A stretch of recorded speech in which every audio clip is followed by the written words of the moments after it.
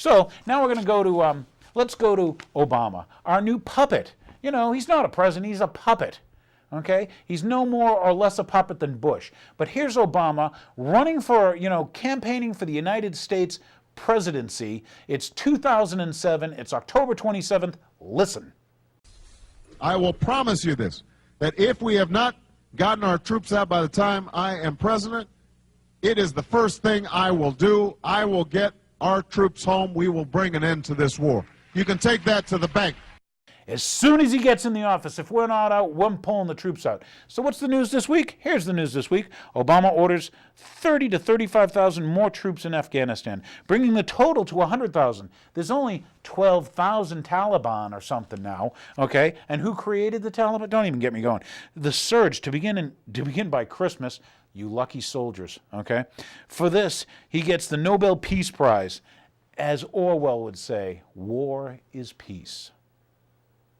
Now, let's think about the Afghan war for a second, okay? Let's think about it. The troops were positioned before September 11th. The orders were signed before September 11th. Boy, that brings us to September 11th. We'll get back to the war in a second. But let's go over a little bit of September 11th. Here's some interesting news, and I want you to watch this stuff. We were told that Flight 77 that hit the Pentagon, that we only got to see a sixth of a second, 5 frames from a parking lot, even though there were 100 cameras and the FBI collected all the tapes. Now, Flight 77, anyway, Barbara Olson was on it. Her husband was what? He was a government employee, right? He was the Solicitor General or something, right? Or Deputy Solicitor. Who defended Bush? Yeah, when it was a trial, when Bush is doing unconstitutional stuff, he's appointed by the president. Here's your Solicitor General says, I got called by my wife, and it was my wife, Barbara Olson, the CNN correspondent, who said there were box cutters and hijackers, and they made everybody go to the back of the plane. Is there a pilot out there? What happens when you change the center of gravity of a plane in flight and you move everyone to the back of the plane? Does that make the tail heavier? What happens, pilot people? So anyway, here, find out about Barbara Olson because it was the FBI that said she didn't make the call.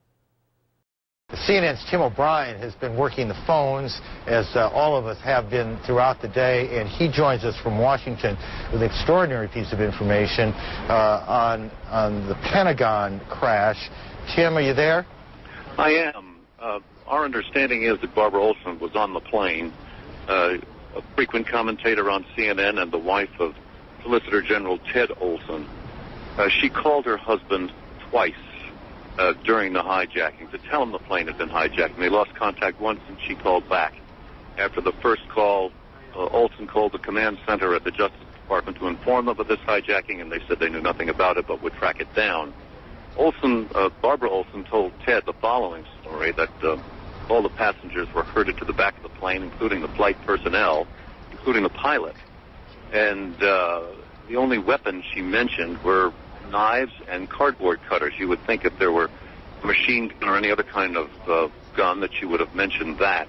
But the only weapons she mentioned were knives and cardboard cutters. I asked Ted if she made any reference to nationality of the hijackers or any suspicions about the motive, and he said she made no reference to that at all. They didn't have a whole lot of time to talk. She said to Ted, "What do I tell the pilot to do?" Somewhat typical of Barbara, a take-charge kind of person. But there was nothing they could do. They're all trapped in the back of the plane. Did she, or was she able to tell Mr. Olson how many hijackers were on board the plane? Or at least how many she may have seen? I asked Ted that. No, but she referred to them as more than one. More than one. Incidentally, she wasn't even supposed to be on this flight. She was booked on a flight yesterday, but today is Ted's birthday, so she wanted to be here this morning to have breakfast with him before she left. And that story. It's a horrible story, and one can only assume that it is one of many horrible stories that we will hear in the hours ahead. It says something about the world we live in, that people, while this was going on, were able to make cell phone calls. We heard earlier today of another call that was made from a plane, that there was some awareness on the ground, perhaps not formal awareness, but some awareness of what was going on, at least on some of those, on some of those planes. Mr. Olson must be devastated. Well, you can imagine. He's surrounded by friends, but this is tough for everybody. It's tough for the country, but it's particularly tough for the loved ones. It is indeed. Tim, thank you for your efforts. Sure. Thank you for your efforts today. We appreciate that. Again, Barbara Olson, one of the 200-plus passengers on 4 different airliners, and we have no reason to believe that any of those people survived the crashes today here in New York, in Pennsylvania, outside of Pittsburgh, and at the Pentagon in Washington. We still do not have a very good feel, to be perfectly honest, for how many people have died today. Now, did you notice the scrolling underneath? Did you see the scrolling? It's interesting because during one of them, and we'll come back and show it to you, but they're scrolling, Building 7 is about to collapse.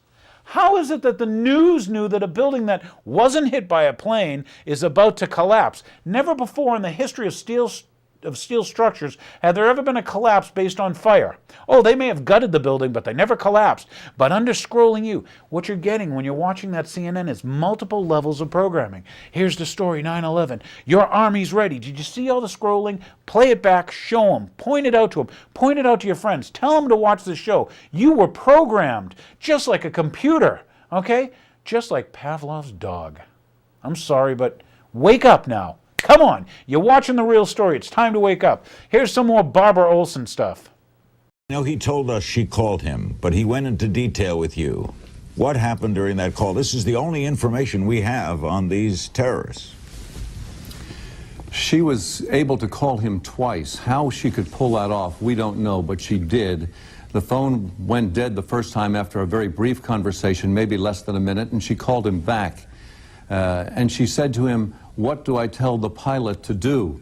Vintage Barbara, ready to take charge. She was in the back of the plane, huddled with other passengers, and we're told flight personnel and presumably the pilot. She said that they were armed with knives and box cutters, cardboard cutters.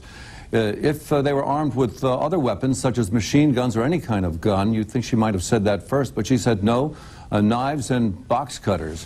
I asked Ted, did she tell you how many people were there, how many hijackers were there?